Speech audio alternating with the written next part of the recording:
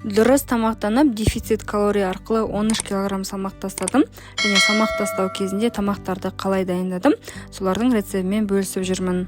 Бүгін осындай өте сочный әрі жұмсақ болып шығатын бауырдан котлет дайындайтын боламыз, және бұл котлеттерді майға қуырмай пісіреміз. Дайын котлеттерді ПП бургер немесе айсберг капустасының ішіне салатын начинка ретінде қолдансаңыз болады. Ол рецептіні келесі видеода көрсететін боламын. Ең алдымен чеснок, пияз және морковты осылай блендерға салып, жақсылап езіп аламыз. Мен бауырды алдын ала тартып дайындап қойғанмын. Сол бауырға осы массамызды қосамыз. Ұнды, дәміне қарай тұз, бұрыш, жұмыртқа, зәйтүн майын және сүтті қосамыз. Егер осындай псилиум деген клетчатканы пайдаланатын болсаңыздар, 1-2 ас қасық қосып жіберсеңіздер болады. Егер жоқ болса, ештеңе етпейді. Енді барлығын жақсылап араластырамыз. Араластырып жатқан кезде қарайсыздар, егер қою болса, кішкене сүт құйып жіберсеңіздер болады. Мен осылай кішкене сүт құйып жібердім. Енді сковородкамызды орташа отта қыздырамыз. Егер жабысып қалады десеңіз, ең бірінші пісірген кезде осылай кішкене щеткамен май жағып жіберсеңіз болады.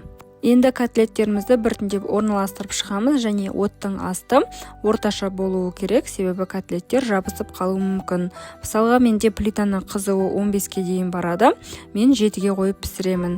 Сковородканың бетін жауып, әрбір бетін 3-4 минут пісіретін боламыз. Бір жақ беті піскеннен кейін осылай екінші бетіне аударып, тағы да екінші бетін 3-4 минуттай пісіретін боламыз.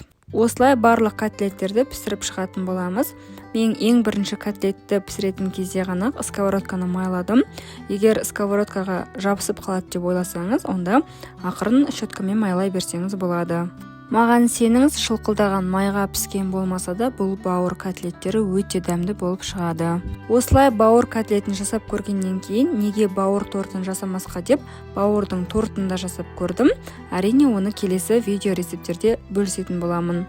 Осылай барлық котлеттерімізді пісіріп аламыз. Өте жұмсақ әрі дәмді, нәзік котлеттер дайын болады. Егер сізге дұрыс тамақтану және салмақ тастау жайлы қызық болса, менің YouTube каналыма тіркеліп алыңыз.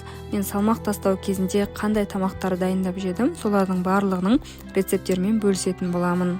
Дайын болған котлеттерді осылай контейнерге салып қоямын, және жанына міндетті түрде бір крупа пісіріп қоямын. Бұл маған бірнеше күнге жететін тамақ болады.